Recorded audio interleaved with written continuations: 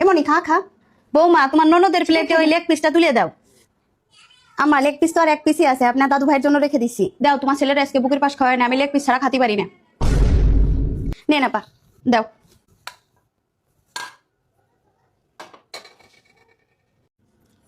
আম্মা, আপা আপনারা খেয়ে নেন তাহলে, আমি বাবুকে একটু খাওয়াই। আরে বৌমা, ও খেলা করতেছে, করুক না। খাওয়া হলে থালা বাসন গুলো সরায় তারপর যাও। ঠিক আছে।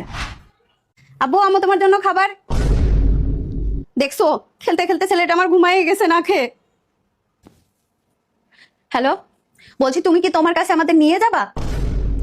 তোমার এত কিছু শুনতে হবে না। কি শুনবা তুমি? তুমি জানো না? হ্যাঁ, আমি পাগল হয়ে গেছি। তোমার মা তোমার বোন আমারে পাগল বানাই ফেলছে।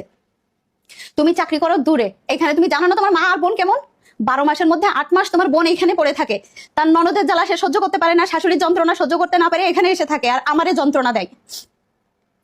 আমার ছেলেটা এখন না খেয়ে ঘুমাই গেল, তুমি আর কত সহ্য করতে বলো বলো তো? তোমার মা দিন রাত 24 ঘন্টা তোমার বোনের সন্তান নিয়ে নাড়াচাড়া করে। তোমার মা তো ইচ্ছা করলে আমার ছেলেটাকে ওরকম একটু যত্ন করতে পারে। তোমার মা কবে আমার ছেলেটাকে গালে তুলে একটু খাওয়াই দিছে? তোমার মা বোনের সেবা করতে করতে আমি আমার সন্তানের কথাও খেয়াল থাকে না, তার জন্য আমি, শোনো, তোমার মা বোনের জন্য না আমি আমার সন্তানেরও ঠিক মতো যত্ন নিতে পারতেছি না।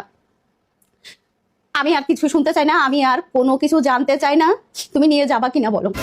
ও বাবা বাবা গো, এখনো খেয়ে একটু হাত ছাড়তে পারলাম না, তুমি এর মধ্যে ভাইয়ের কাছে ফোন করে নালিশ করতে চাও? মা দেখো, তোমার ছেলের বউ তোমার ছেলের কাছে নালিশ করতেছে। হ্যাঁ, নালিশ করতেছি। নালিশ করবো না তো কি করবো? আচ্ছা আপা, তোমার কি সংসার ধর্ম নেই? তুমি তোমার ননদ শাশুড়ির জ্বালা যন্ত্রণা সহ্য করতে না পারে এখানে আসো, তাই না? এখন আমি দেখি তো তুমিই বেশি জ্বালাও। কি হয়েছে রে মা, এরকম করতেছিস কেন? দেখো, তাহলে তুমি আমার মেয়েটা দেখতে পারো না। হ্যাঁ, আমি যা বলছি না আমার স্বামীর কাছে বলছি, তোমার মতো তো আর মায়ের সাথে নালিশ করিনি। তুমি আসোই তো এখানে আমার জ্বালাইতে। আর আমি তোমার মতো এরকম ঘন ঘন বাবার বাড়ি যেয়ে পড়ে থাকি না, কারণ আমি জানি ওখানে আমার ভাইয়ের বউ আছে, আমি গেলে তার কষ্ট হবে বেশি। আমি তো আমার স্বামীর কাছে যেতে চাইছি। দেখছো মা, আমি এখানে আসি তোমার বৌমা সহ্য করতে পারে না, ওই মুখে খালি ভালো মানছি রে দেখাই। হ্যাঁ, বৌমা যদি চলে যায় তাহলে তো আমি সমস্যায় পড়ে যাবো। আমারে দেখবে কে, কাজ করবে কে? না না, বৌমারে যাইতে দেওয়া যাবে না। আরে বৌমা, কি বলতে চাও? তুমি চলে গেলে আমারে দেখবে কিটা?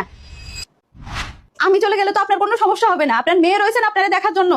ও সবসময় আপনারা দেখবে, দেখাশোনা করে রাখবে, আপনার কখন কোন ওষুধ যা লাগবে সবকিছু দেখাশোনা করে রাখবে। আরে বৌমা, ও তো এই বাড়ির মেহমান, তুমি তো এই বাড়ির বউ, তুমি যাবা কেন?